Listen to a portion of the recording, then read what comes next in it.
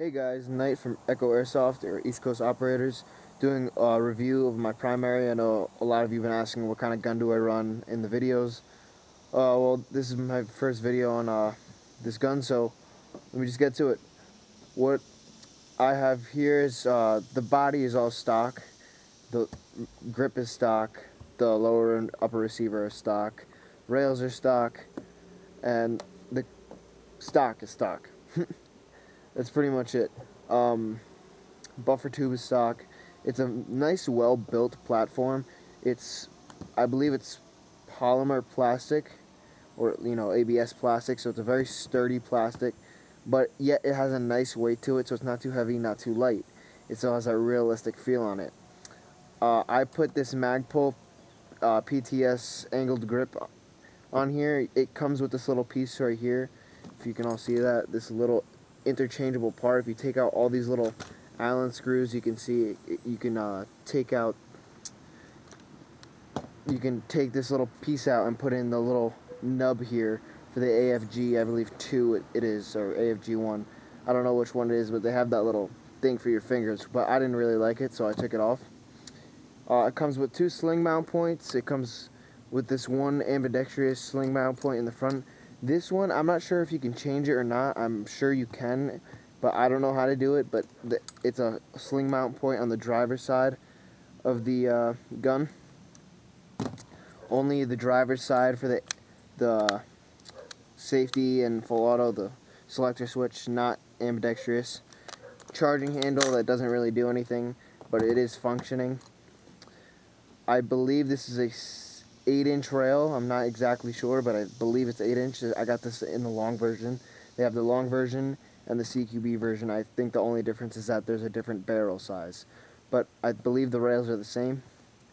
Delta 4 smock suppressor, just more for looks, but it took a lot of work and effort to get the flash header off. I had my buddy in Clark, Dave, shout out to you. He was sitting there for a good 10 minutes with a special tool taking out the pin, and even when we broke the pin, it still didn't come off, so I had to put it in boiling water. That still didn't work, so my friend, Levi, he's also on the team, he just kind of ripped it off with channel locks, and that kind of worked. So yeah, that's what I did.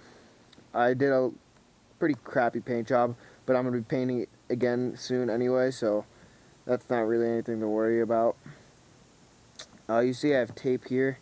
This tape is for my pressure switch. The pressure switch goes for the flashlight, the UTG tactical flashlight. Just mounts onto the Picatinny mount right here.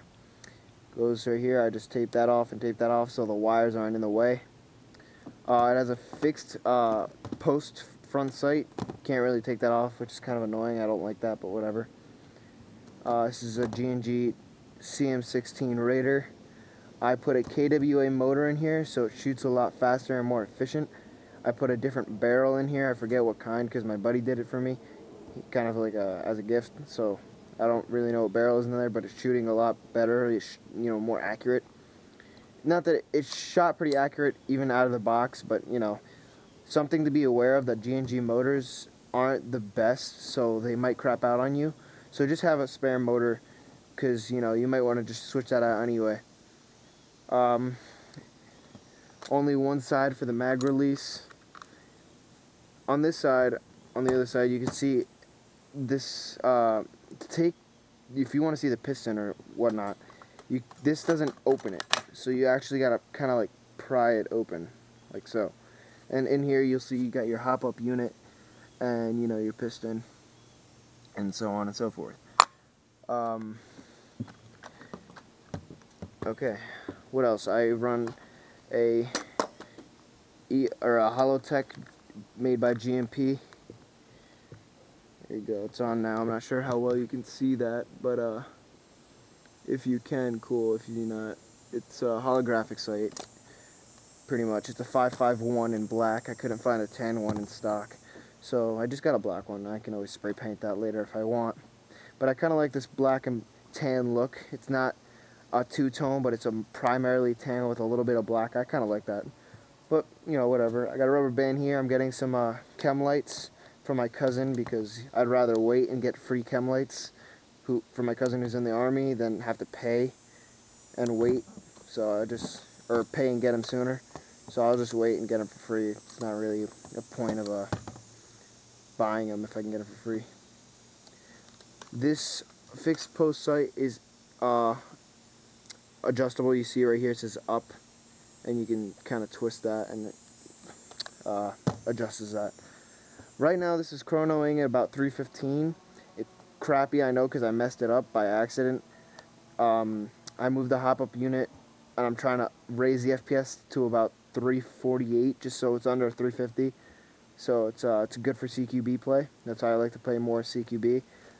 And I lowered it, so I'm going to have my buddy do it for me just because he's better and quicker with that, so it'll be easy for him to do it. And he's just going to move the hop-up unit closer to the piston, I believe. But I'm not sure how it works, and I don't have a chrono, so just let him do that because I don't want to fuck up my gun. Alright, so what I got over there is 3 bottles. I'll shoot this so you guys can get a look of how well this thing shoots. Oh, one thing I forgot to mention, this thing feeds all types of mags that I've come across, you know, King Arms, G&G, Elite Force, you know, all that. So this is an Elite Force 140 round mid cap. Here we go. Ready? Oh, that didn't feed. That's a hit. That's a hit. Those are all hits. Full auto. And there we go. Okay, because this is a crane stock, you have to use a nunchuck or a butterfly type battery. I use, oh sorry, that's my dog.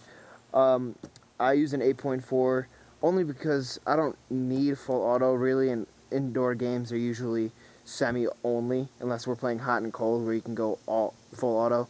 But I like to conserve my ammo anyway, so it's not really a big deal. It shoots fast enough. I mean, you guys all saw how fast that shoots. That's good enough for me. I'll take that any day.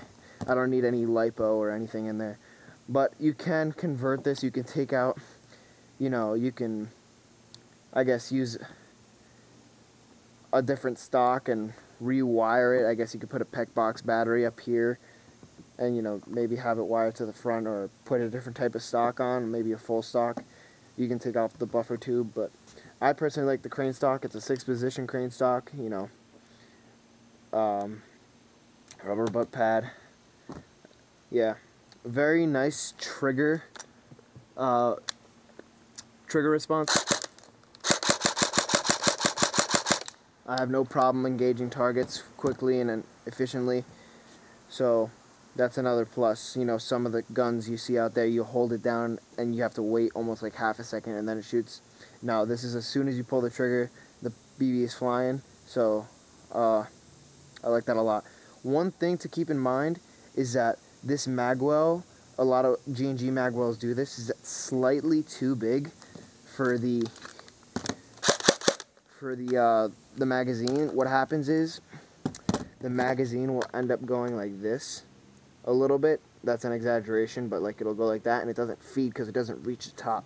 What you can do is what I did is put a Velcro strip in here, right in there, so it pushes it up just a little bit so it's like that, and it feeds a lot better. I've been having no problems at all since then. So tell me what you think about this. See what suggestions I could do to make this gun better. By the way, the gun goes for about $150, $170 depending on where you get it from. But they have a long version, they have a short version, and it comes in tan and black, I believe. So comment below, tell me what you think. Tell me what you think I could do better on this gun, or what, you know, attachments might look cool, and, you know, give me some feedback, and maybe I'll take your suggestions. This is Knight from Echo Airsoft. I'll see you guys on the field. See you later, guys.